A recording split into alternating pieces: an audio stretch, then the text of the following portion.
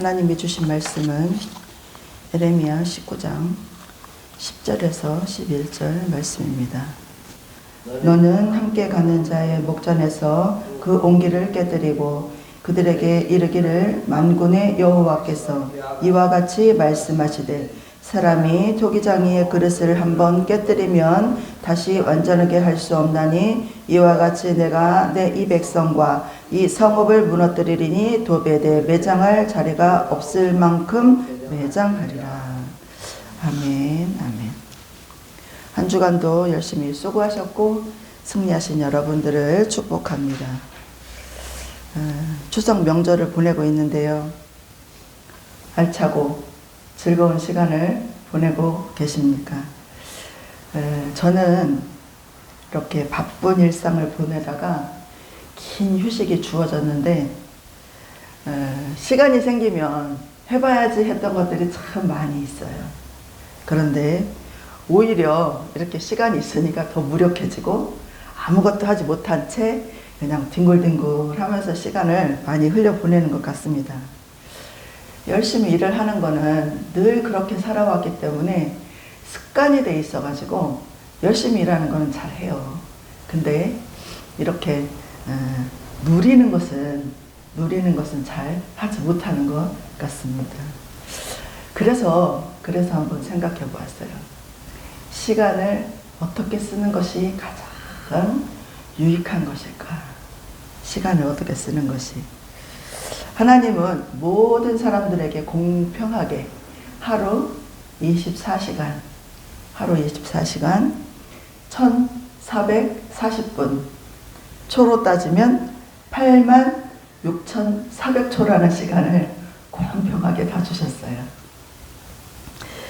그렇게 주어진 시간은 나의 계획, 내가 원하는 삶을 살아내기 위해서 내가 하고 싶은 것을 하고 내가 가고 싶은 것을 가고 그렇게 내가 내 마음대로 유용하게 사용을 하고 있습니다.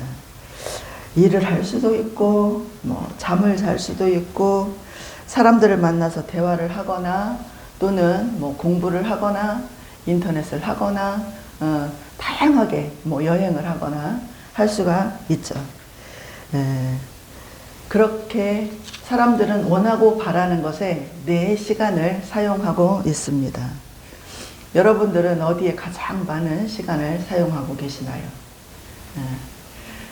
시간을 가장 유용하게 사용하는 법을 한번 생각해 봤어요. 오늘 이 시간을 어떻게 사용하느냐에 따라서 내일의 삶이 달라질 수 있어요. 오늘 아무것도 하지 않으면 내일 아무것도 달라지지 않고요. 오늘 이렇게 내일을 위해서 열심히 공부를 하면 내일은 내가 배운 지혜가 지식이 좀 더 높아지거나 또 오늘 열심히 운동을 하면 내일 나는 건강한 몸을 가질 수 있거나 무엇을 위해서 쓰느냐에 따라서 내일의 열매가 달라질 수 있다라는 이야기입니다. 봄에 씨를 뿌리고 가을에 추수를 하듯 그 꿈을 이루기 위해서 할 수 있는 일들을 찾아가야 한다는 거죠. 저는 어려서부터 하고 싶은 게 있었어요. 하고 싶은 게 뭐냐면 피아노 치는 거. 피아노를 잘 이렇게 내가 원하는 대로 칠 수 있는 거가 참 하고 싶었는데 피아노를 배워본 적이 없어요.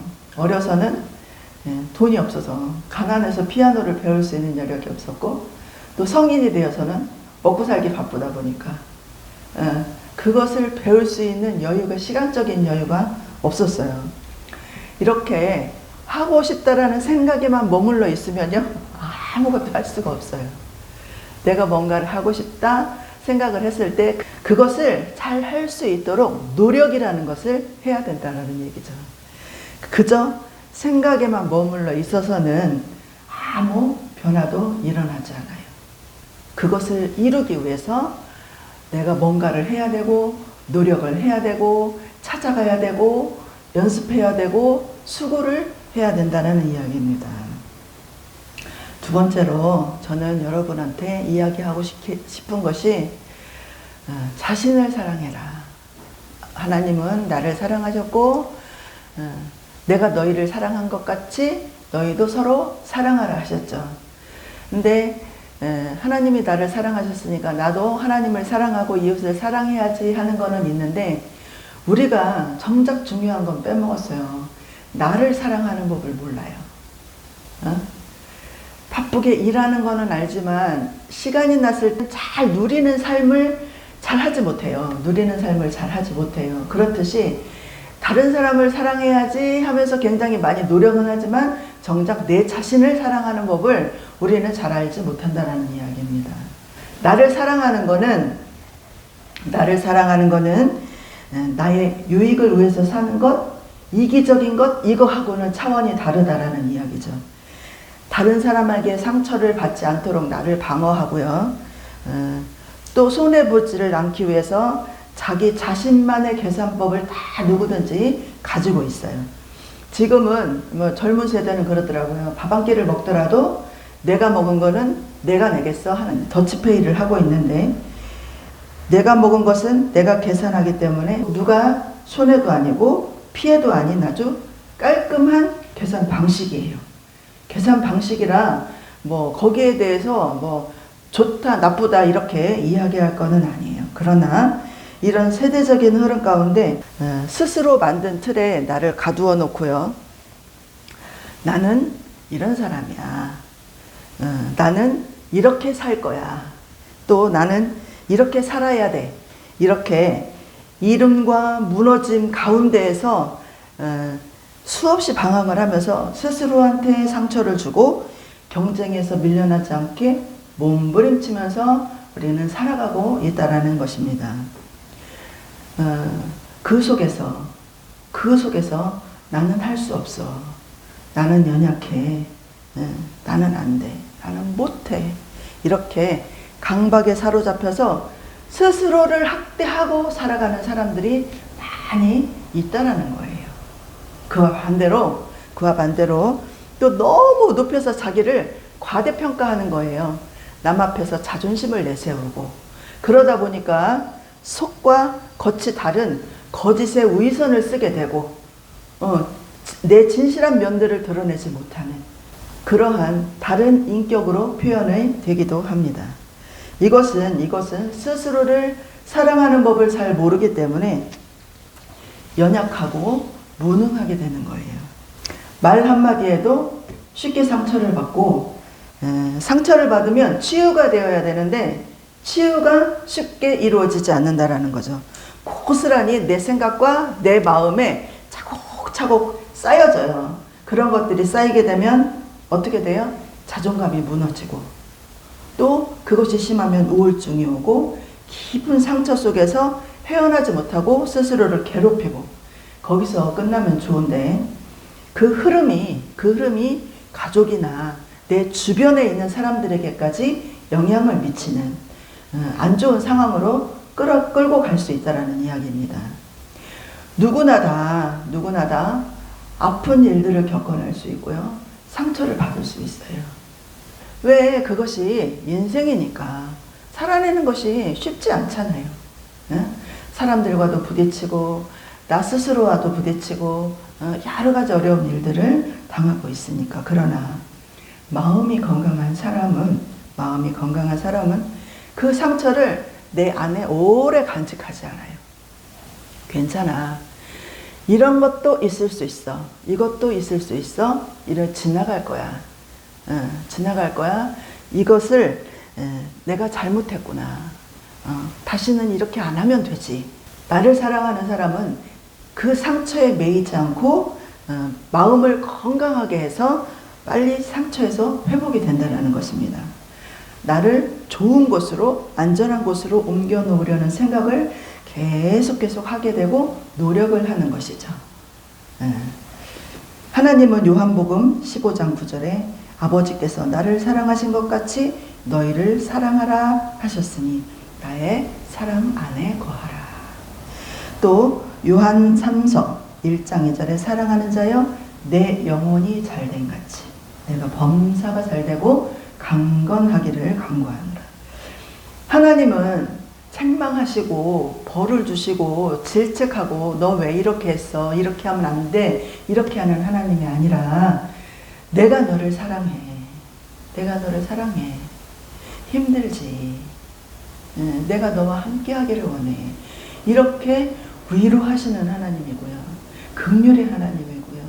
선을 베푸시는 하나님이에요. 십자가의 예수 그리스도의 십자가의 사랑을 통해서 그의 사랑을 확증하신 분이 하나님이시라는 겁니다. 언제나 우리 영혼이 잘되고 범사가 잘되고 강건하기를 늘 중보해 주시는 분이 하나님이시라는 거예요. 오늘의 말씀은 하나님이 에레미야에게 토기장에게 옹기를 사서 백성들의 어른, 그 제사장이라든지 앞서 있는 자들, 그 어른들, 즉 고위층에 있는 몇몇 사람을 불러다가 흰놈의 골짜기에 가서 그 그릇을 깨뜨리라고 하는 말씀이 앞에 나옵니다. 너는 함께 가는 자의 목전에서 그 옹기를 깨뜨리고 그들에게 이르기를 만군의 여호와께서 이와 같이 말씀하시되 사람이 토기장이의 그릇을 한번 깨뜨리면 다시 완전하게 할 수 없나니 이와 같이 내가 이 백성과 이 성읍을 무너뜨리리니 도배대 매장할 자리가 없을 만큼 매장하리라. 여호와의 말씀이니라. 내가 이 곳과 그 가운데 주민에게 이같이 행하여 이 성읍으로 도배같게 할 것이라. 에레미야 19장의 말씀도요, 두려운 하나님의 진노의 말씀이 계속 이어지고 있습니다. 이 말씀을 통해서 우리는 이 시대를 분별해야 되고 무엇을 경고하고 있는지, 그럼에도 불구하고 나는 너희를 사랑하는 여호와라. 회개해라. 간절히 부르시는 하나님의 음성에 귀를 기울여야 합니다.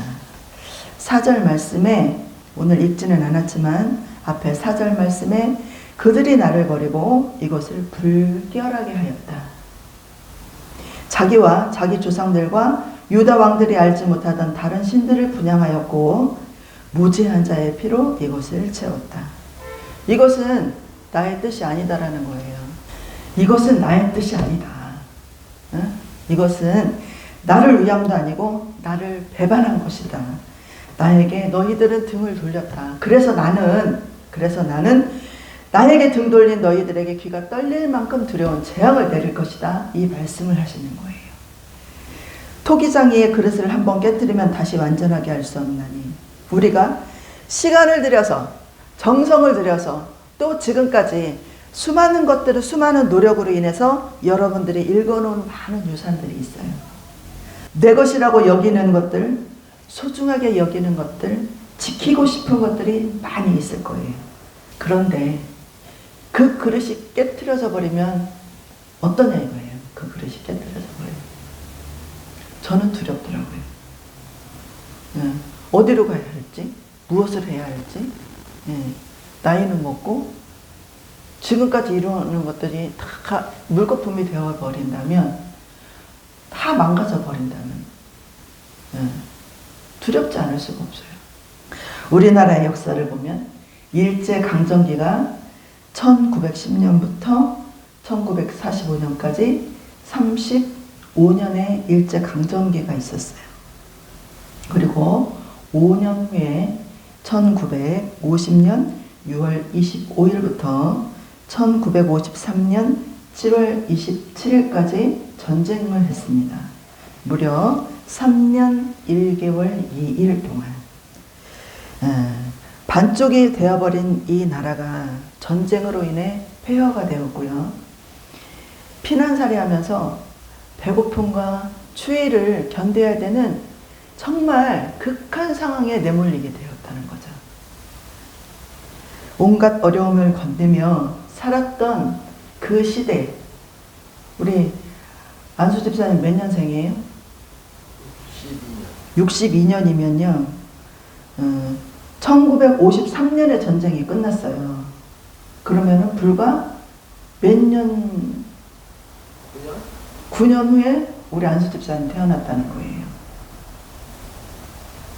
그리고 1954년부터 지금 현재 지금이 23년이니까 몇 년이죠? 70년. 불과 70년 동안 대한민국이 이룬 역사는요, 정말 위대해요. 그렇죠. 한 세대가 지나지 않았어요. 한 세대가 지나지 않았어요. 그 폐허가 됐던 나라를 지금 경제대국, 세계에서 10위에 이르는 그러한 나라로 변했다는 거예요. 근데 보니까 좀 한 단계 밀렸더라고요. 13위에 13위. 지구에서 보면 아주 작은 나라. 미국과 중국과 일본으로 인해서 그 3대 산맥으로 인해서 온갖 시련과 아픔과 전쟁과 고난을 겪어온 나라. 그런 나라가 겨울 눈 덮인 얼음 가운데에서 한 송이의 꽃이 피어나듯 그렇게 우리나라는 경제를 앞서가는 그러한 나라가 되었다는 거죠. 명절 때 잠깐 번개팀으로 우리 무의도에 다녀왔는데 그 인천대교를 지나가다 보니까 다리를 이렇게 많은 분들이 거기를 건넜을 거예요. 그 다리가 엄청 길잖아요. 그런 건설하는 기술을 보면요, 정말 우리나라의 건설 기술이 대단하다고 하지 않을 수 없어요. 외국에 막 고층 빌딩들도요, 우리나라 사람들이 가갖고 막 턱턱 세우잖아요. 그러나 아직도 우리는 전쟁이 종식된 국가가 아니에요.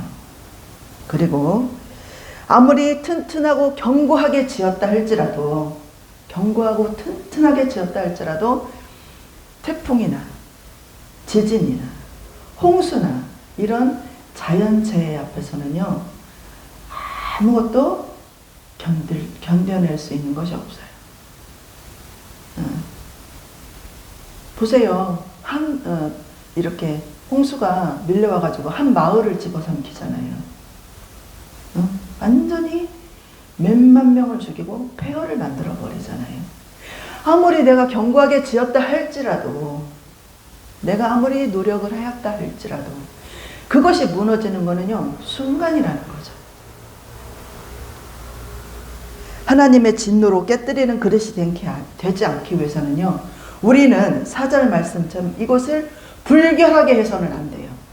이곳을 다른 신들을 분양하는 제단이 되어서는 안 돼요. 또 무죄한 피로 세우는 그런 죄를 지어서는 안 된다라는 이야기입니다.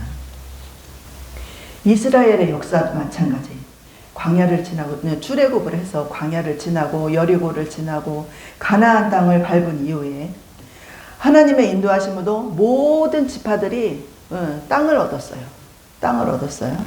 하나님이 지켜주셨고 보호하시는 은혜가 있었다라는 겁니다. 그런데 세월이 지났어요. 세월이 지나 지금 우리의 자녀도, 우리의 손자들이요, 전쟁을 기억해요? 일제시대를 기억해요? 기억하지 못해요. 그렇듯이 이스라엘 백성들도 세대가 지남에 따라서 하나님이 인도하여 주셨던 그 역사가요, 이제 서서히 지워져 가는 거예요. 잊어버려져 가는 거예요. 하나님을 알기는 알아요. 그러나 굳이 하나님을 필요로 하지 않는 세대. 우리가 정말 이 나라에 가장 필요한 업적을 세우신 분이 저는 세종대왕이라고 생각을 해요. 왜? 한글을 창조하셨기 때문에. 우리가 말할 수 있고 쓸 수 있는 이 글을 만들었다는 것은 정말 대단한 거거든요. 그런데 세종대왕이 만들었어, 이거는 알아요. 그런데 그분을 그렇게 그냥 고맙지 이거에서 끝나잖아요. 이순신 장군이 일본하고 막 정말 위대한 업적을 세웠잖아요. 우리나라를 지켜내기 위해서. 그러나 이순신 장군이 있었지 옛날 이야기일 뿐이라는 거죠. 그게 세대가 지남에 따라서. 그 당시에는요, 그 이순신 장군이, 그 세종대왕이 얼마나 빛나는 사람이었겠어요. 그 일을 통하여서.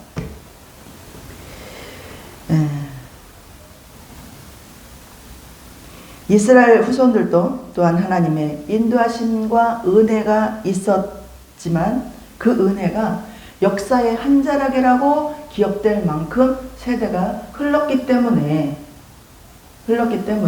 하나님이 너희는 내 백성이다 회개해라 돌이켜라 해도 그 말에 귀를 기울이지 않았다라는 이야기입니다. 호세아 4장 6절에 보면 내 백성이 지식이 없으므로 망하는도다. 내가 지식을 버렸으니 나도 너를 버려 내 제사장이 되지 못하게 할 것이요 내가 내 하나님의 율법을 잊었으니 나도 내 자녀들을 잊어버리리라. 하나님을 잊어버리고 하나님을 외면하는 자에게는요 하나님도 나도 너를 버리겠다. 나도 너를 잊어버리겠다. 나도 너를 버리겠다. 지켜주지 않는다라는 거죠. 저에게도 정말 간절한 마음으로 지켜내고 싶은 것들이 있습니다. 가정이나 자녀들, 형제들과의 관계, 그리고 기업도 잘 성장을 해야 되겠지만 그 중에서 가장 지켜내고 싶은 것이 개척한 지 얼마 안 되는 이 교회입니다. 하나님이 세우신 교회. 제가 지키고 싶다 해서 지켜지는 것은 아니지만 하나님의 인도하심을 따라 하나님이 열어주셔야지 그 갈 길을 갈 수 있겠지만 그래도 이 교회에서 기도할 수 있고 이 교회에서 예배할 수 있고 또 이 교회에서 찬양할 수 있다는 것이 얼마나 영광받으실 하나님의 나라를 이루어가는 것인지 모릅니다. 그래서 이곳이 정말 주님의 은혜 가운데 온전하게 세워지고 부흥하고 발전할 수 있기를 간절히 기도하고 기도하는 것입니다. 토기장이의 그릇을 한번 깨뜨리면 다시 완전하게 할 수 없나니. 앞에 말한 것은 하나님이 진노하셔서 우리의 노력과 수고를 깨뜨리겠다 하신 말씀이지만 이 다시 깨뜨린다라는 의미를 다시 한번 이렇게 기억하고자 하는 것은 우리 안에 우리가 깨뜨려야 할 것들이 있다라는 것을 말씀해 드리고 싶어요. 많은 것들이 있지만 첫 번째 죄를 깨뜨려야 된다.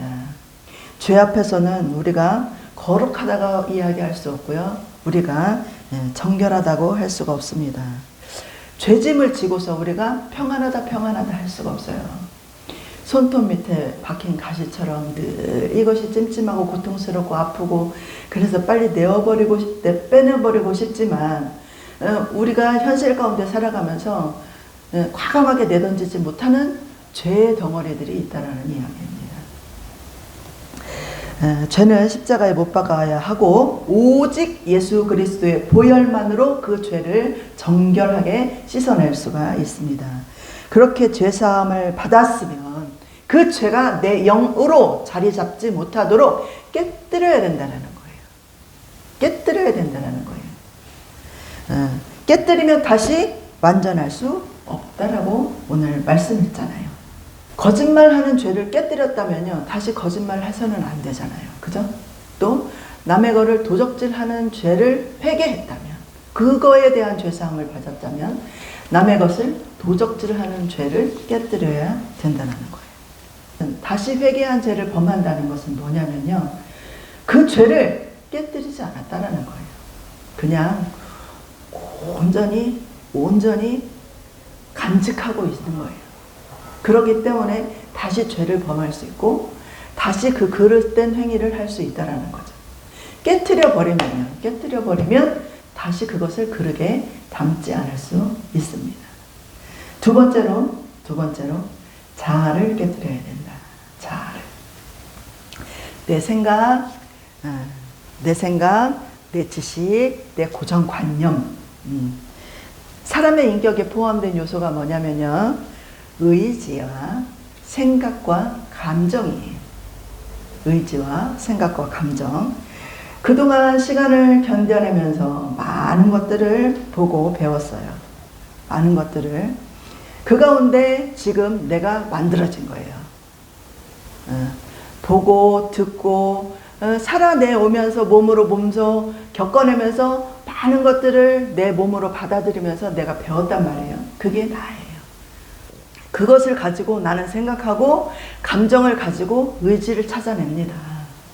그런데 그것을 내가 보고 듣고 배운 모든 것이 옳다 할지라도 다른 것이 있음을 인정해야 된다는 거죠. 나만 옳아. 내 생각이 옳아. 내 감정에만 충실해. 이것은 딱딱한 돌덩어리가 되어 가는 거예요. 딱딱한 돌덩어리. 그것들을 인정하지 못해서 딱딱한 돌덩어리가 되어서는 안 된다라는 이야기입니다. 특히 하나님의 말씀 안에서는 하나님의 말씀이 가장 우선이 되어야 하고요. 그것이 기본입니다. 하나님 말씀보다 내 생각이, 내 지식이 우선되어서는 안 된다라는 것이죠. 잠언 1장 1절 다윗의 아들 이스라엘 왕 솔로몬의 잠언이라.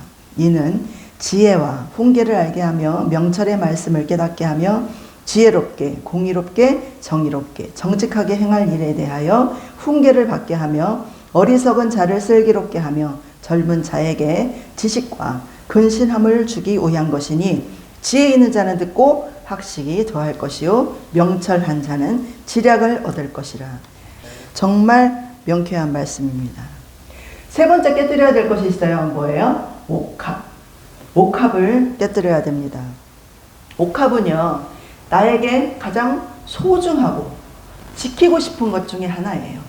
내 자신을 깨뜨려서 존경과 겸손과 사랑으로 온 정성을 하나님 앞에 드리는 것입니다. 로마서 12장 1절에 그러므로 형제들아 내가 하나님의 모든 자비하심으로 너희를 권하노니 너희 몸을 하나님이 기뻐하시는 거룩한 산 제물로 드리라. 이는 너희가 드릴 영적 예배니라 라고 말씀하십니다. 주님은요 참 욕심장이에요. 우리의 전부를 원하세요. 하나님은 욕심장이에요. 우리의 전부를 원하세요. 말씀에 귀가 열리고 아멘이 되면 우리는 하나님의 사랑으로 살아낼 수가 있습니다. 믿음으로 사는 삶을 살아내는 거예요. 살아내는 거예요. 그리고 사라지는 거예요. 우리가 깨뜨린 죄와 자아와 옥합이 하나님의 거룩한 기도의 항아리, 말씀의 항아리, 예배의 항아리가 가득 채워질 때 마르지 않는 땅을 살 수 있고 늘 풍성한 열매를 나누어서 부족하지 않도록 채워주시는 은혜를 누릴 수 있으리라 믿습니다. 할렐루야. 한 주간도 주님과 동행하면서 평안과 기쁨이 가득하시기를 축복합니다. 아멘. 기도하시겠습니다. 하나님 감사합니다. 오늘도 귀한 말씀을 통하여 우리가 어디로 가야 하는지, 어떻게 살아야 하는지 그 방향을 찾아가게 하시니 감사를 드립니다. 우리에게 보여주신 가나안을 향하여 나아갈 때에 감사와 찬양으로 순종할 수 있기를 원합니다. 정말 이 시대에 필요한 믿음의 깃발을 세우게 하시고 그 울림이 되게 하옵소서.